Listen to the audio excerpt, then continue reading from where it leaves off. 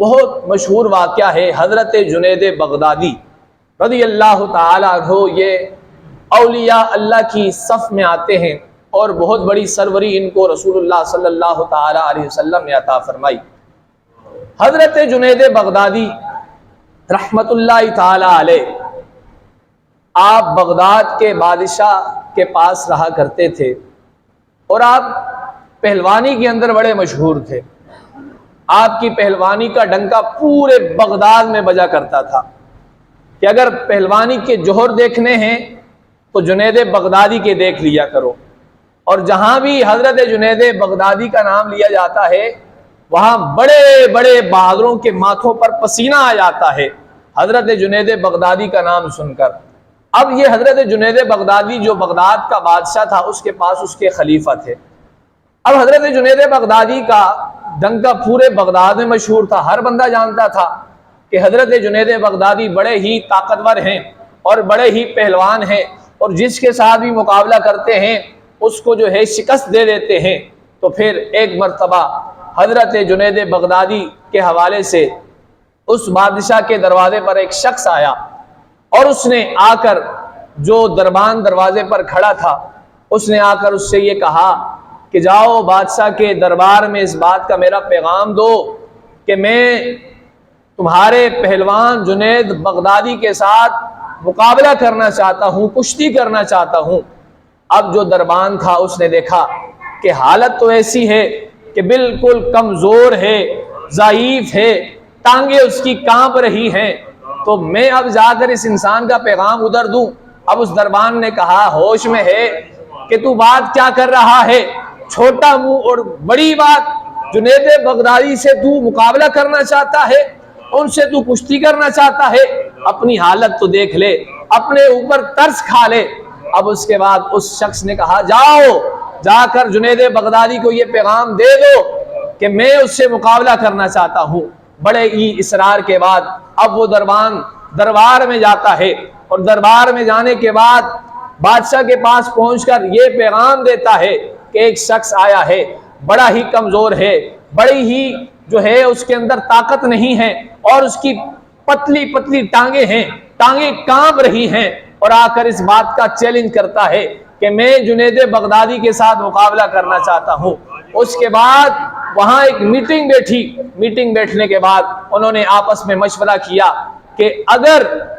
اس سے مقابلہ نہیں کرتے تو لوگ کیا کہیں گے کہ ایک کمزور سا آدمی تھا، اس کے ساتھ مقابلہ نہیں کیا۔ پھر آخر یہ طے پایا میٹنگ کے اندر کہ اگر وہ بضد ہے اس بات کے اوپر کہ وہ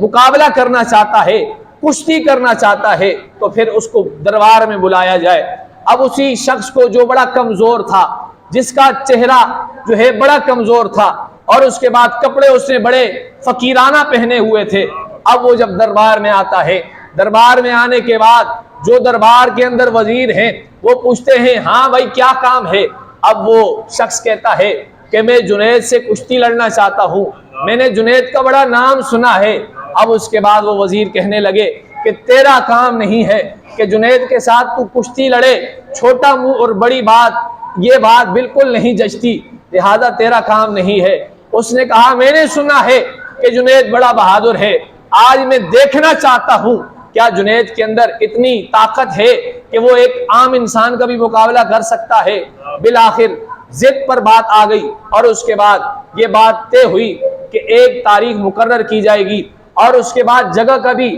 جو ہے تعین کیا جائے گا، اور اس کے بعد وہاں مقابلہ ہوگا۔ اب اس کے بعد وہاں پر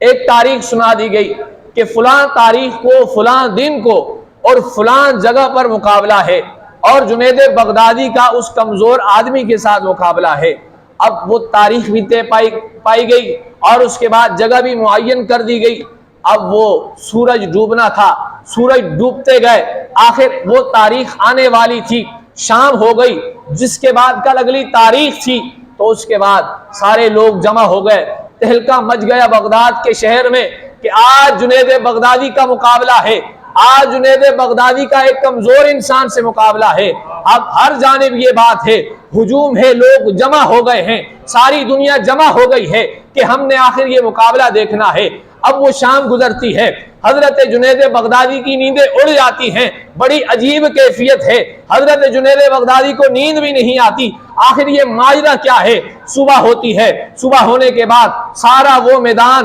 گچا گچ بھرا ہوا ہے لوگوں سے، اور لوگ اس بات کا انتظار کر رہے ہیں کہ آج وہ کشتی ہونی ہے، آج وہ جنید بغدادی کا مقابلہ ہونا ہے۔ اس کے بعد جنید بغدادی اس بادشاہ کے ساتھ بڑے پروٹوکول کے ساتھ اس میدان میں آتے ہیں، اور میدان میں آنے کے بعد اپنی نشستوں پر بیٹھتے ہیں، اور اس کے بعد اس بادشاہ کی جانب سے یہ اعلان ہوتا ہے کہ ہم مقابلے کے دن، مقابلے کے وقت، اور جو وقت ہم نے مقرر کیا تھا، ہم میدان میں آ چکے ہیں۔ اب وہ انسان جس نے ہمیں یہ پکارا تھا، ہمیں یہ کہا تھا کہ ہم مقابلہ کرنا چاہتے ہیں، آئے ذرا وہ میدان میں۔ اب بڑی دور سے گرد اڑ رہی ہے، ایک کمزور انسان آ رہا ہے، پسینے کے اندر شرابور ہے، اور اس کے بعد اس کے کپڑے بھی اچھے نہیں ہیں، اور اس کے بعد دکھنے میں بھی کمزور ہے، جب چلتا ہے تو ٹانگیں بھی کامتی ہیں۔ اور اس کے بعد جب وہ میدان میں پہنچتا ہے، میدان میں پہنچنے کے بعد ایک طرف جنید بغدادی ہے، ایک طرف وہ اجنبی شخص ہے جو حضرت جنید بغدادی سے مقابلہ کرنا چاہتا ہے۔ اس کے بعد حضرت جنید بغدادی اس کے پنجوں میں پنجے ڈالتے ہیں۔ اب جب پنجے ڈالتے ہیں، وہ شخص اجنبی شخص کہتا ہے، اے جنید بغدادی اپنا کان میرے قریب کیجئے۔ اب کان قریب کرتے ہیں، جنید بغدادی یہ کہتے ہیں، بتاؤ کیا کہنا چاہتے ہو؟ اس کے بعد وہ اجنبی شخص کہتا ہے، اے جنید بغدادی مجھے پتا ہے تمہارے دل میں آل رسول کی بڑی محبت ہے، تمہارے دل میں آل رسول کی بڑی عقیدت ہے۔ اب ذرا یہ میری بات سن لو، میں ایک بڑا ہی غریب شخص ہوں، میں فاطمہ کا گلشن ہوں، فاطمہ کا پھول ہوں، حضور کی آل کا نواسا ہوں۔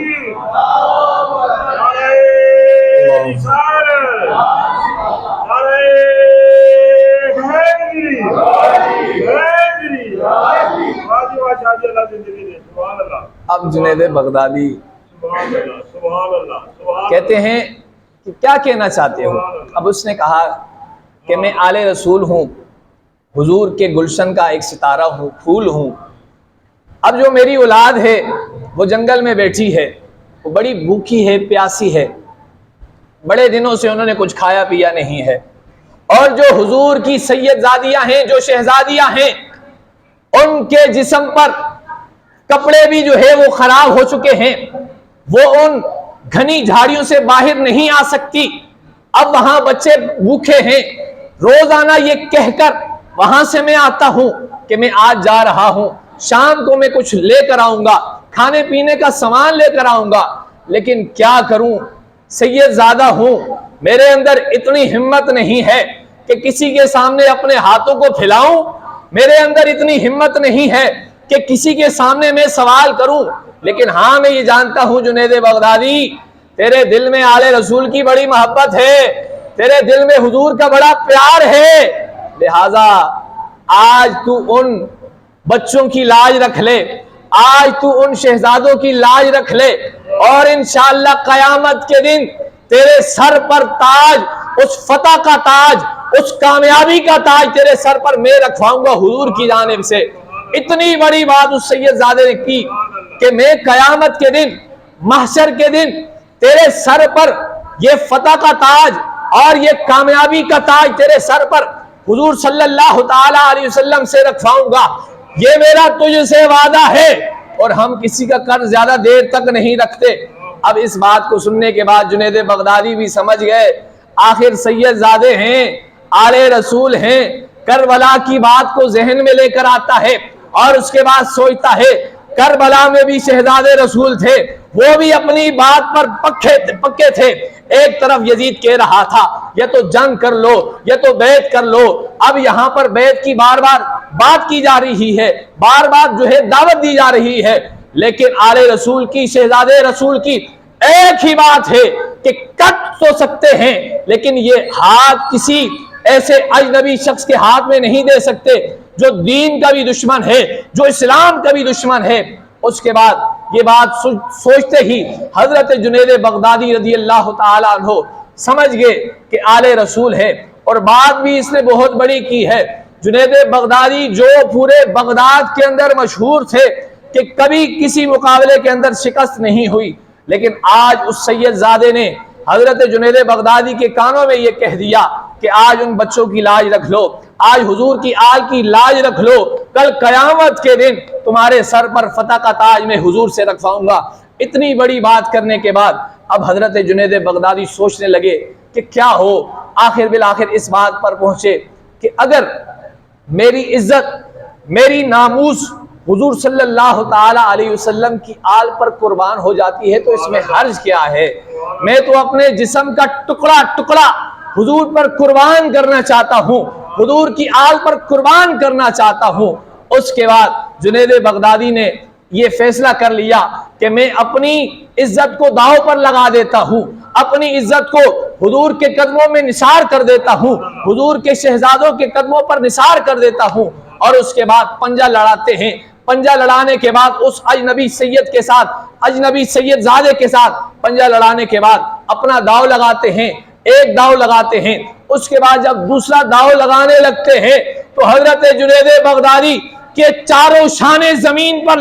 لگ جاتے ہیں، اور وہ سید زادہ حضرت جنید بغدادی کے سینے پر چڑھ کر بیٹھ جاتا ہے اور اپنے ہاتھوں کو بلند کرتا ہے کہ آج یہ سید زادہ، آج یہ کمزور شخص کامیاب ہو گیا۔ اس کے بعد اسی سید زادے کو، اسی اجنبی شخص کو جو کمزور تھا، جو دکھنے میں کمزور تھا، جو چلنے میں کمزور تھا، جس کی ٹانگیں کامتی تھی، سارے بغداد والوں نے اس اجنبی شخص کو اپنی گردنوں پر اٹھا لیا، اپنے کندھوں پر اٹھا لیا کہ آج یہ وہ شخص ہے جو کامیاب ہو گیا ہے، جو جیت گیا ہے۔ اب حضرت جنید بغدادی کا ہر طرف جو ڈنکا بجتا تھا، ہر بندہ حضرت جنید بغدادی کو ملامت کرتا رہا کہ اے جنید، تیری تو شہرت پورے بغداد میں مشہور تھی، آج کیا ہوا؟ ہر آنے جانے والا بندہ حضرت جنید بغدادی کو ٹھڈے مارتے جاتا، اور اس کے بعد جیسے ہی رات ہوئی، شام کا وقت ہوا، ساری دنیا چلی گئی، حضرت جنید بغدادی بھی اٹھ کر وہاں سے اپنے کاشانہ اقدس میں جاتے ہیں،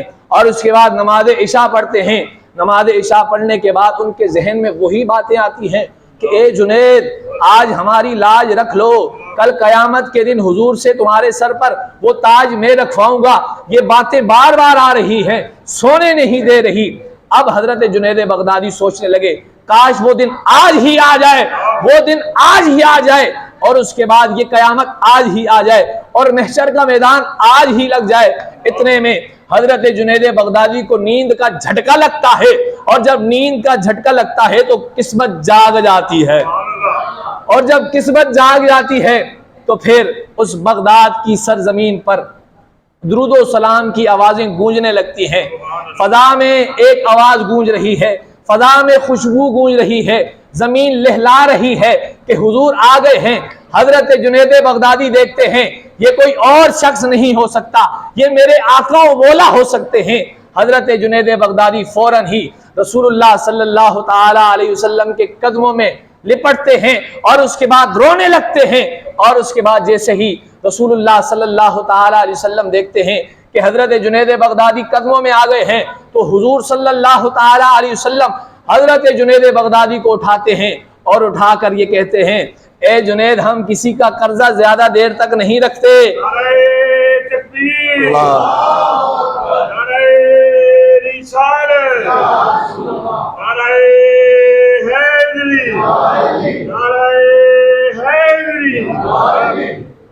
اے جنید، ہم زیادہ دیر کسی کا قرضہ نہیں رکھتے، اگر تم نے آل رسول کی لاج رکھی تھی تو پھر آج وہی تاج میں تمہارے سر پر آج پہنا دیتا ہوں، جس کے بارے میں محشر میں کہا تھا کہ قیامت کے دن وہ پہنایا جائے گا۔ اے جنید، ہم زیادہ دیر تک کسی کا قرض نہیں رکھتے، زیادہ دیر تک کسی کا احسان کا بدلہ نہیں رکھتے، بلکہ آج ہی میں تیرے سر پر وہ تاج رکھ دیتا ہوں۔ حضرت جنید بغدادی کے سر پر جب وہ تاج رکھا گیا، وہ کرامت کا تاج رکھا گیا، وہ کامیابی کا تاج رکھا گیا، اس کے بعد حضرت جنید بغدادی کی قسمت بدل جاتی ہے، اور اس کے بعد جتنے بھی بغداد والے ہیں سب کے ذہنوں میں یہ بات آ جاتی ہے کہ حضرت جنید بغدادی کو رسول اللہ صلی اللہ تعالی علیہ وسلم نے تاج پہنایا ہے، کامیابی کا تاج پہنایا ہے۔ ابھی سحر کا وقت ہوتا ہے، سحری کا وقت ہوتا ہے، اس کے بعد لوگ دروازوں پر آنے لگ جاتے ہیں، حضرت جنید بغدادی کے دروازے پر آنے لگ جاتے ہیں اور لمبی لمبی قطاریں لگی ہیں، بڑے بڑے درویش جمع ہیں حضرت جنید بغدادی کے قدموں میں اپنا سر جھکانے کے لیے۔ وہ جنید بغدادی جس کو لوگ کل حقارت کی نگاہ سے دیکھ رہے تھے، وہ جنید بغدادی جب میدان میں شکست ہوئی تو لوگوں نے تانے دیے، آج وہی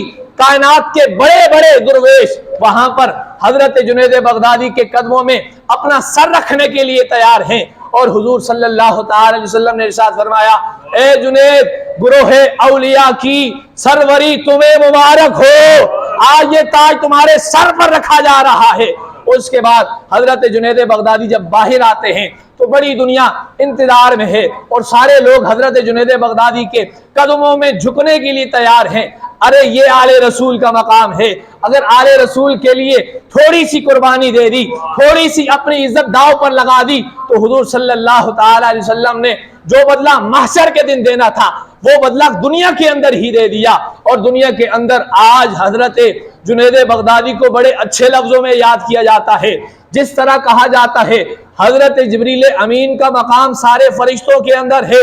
اسی طرح اولیاء کے اندر، اولیاء کے صفوں کے اندر جو مقام حضرت جنید بغدادی کا ہے وہی مقام، اسی طرح کا مقام جس طرح کا حضرت جبریل امین کا مقام ہے، اسی طرح کا مقام حضرت جنید بغدادی کا بھی مقام ہے۔ لہذا معلوم ہوا جو شخص حضور صلی اللہ تعالی علیہ وسلم کی آل کے ساتھ محبت کرتا ہے،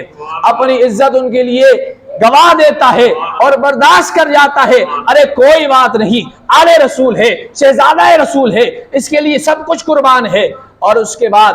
تھوڑی سی قربانی دی تھی حضرت جنید بغدادی نے، اور قربانی دینے کے بعد صلہ اتنا بڑا ملا۔ اب میں آپ کو جو اگلی بات بتانا چاہتا ہوں، آج بھی دنیا کے اندر ایسے ایسے سید زادے موجود ہیں جو بڑے کمزور ہیں، مالی اعتبار سے بڑے کمزور ہیں، لوگوں کے سامنے ذکر نہیں کرتے، لوگوں کو بتاتے نہیں ہیں، اور شرم کے مارے اپنے ہاتھوں کو پھیلاتے نہیں ہیں، کسی سے بھیک نہیں مانگتے، لیکن پھر بھی وہ زندگی گزار رہے ہیں۔ تو خدا را ایسے لوگوں کو تلاش کرو، اب ان پر زکوٰۃ بھی حرام ہے، وہ زکوٰۃ بھی نہیں لے سکتے اور آل رسول صدقہ بھی نہیں لے سکتے، گورنمنٹ کی جانب سے بھی کوئی مال غنیمت میں سے ان کے لیے حصہ نہیں ہے۔ اگر دیکھا جائے ہر جانب سے اگر تکلیفیں ہیں تو سید زادے کے لیے ہیں، نہ وہ زکوٰۃ کے پیسے لے سکتا ہے، نہ وہ صدقہ لے سکتا ہے، نہ ہی کوئی اور صدقہ لے سکتا ہے۔ اسی طرح اگر کوئی بھی سید زادہ ہو، میں اپنی بات نہیں کر رہا، یہاں پر بتانے کا مقصد یہ ہے کہ آل رسول کی قدر کو پہچانو، آل رسول کے مقام کو پہچانو۔ کل قیامت کے دن اگر حضور نے پوچھ لیا، بتاؤ دنیا کے اندر میری آل کے ساتھ کیا رویہ اختیار کرتے تھے، بتاؤ میرا آل رسول، میرا سید زادہ دنیا کے اندر کمزور تھا اور تم نے کیا اس کی مدد کی تھی، تو سید زادوں کو ڈھونڈو اور ان کی مدد کرو۔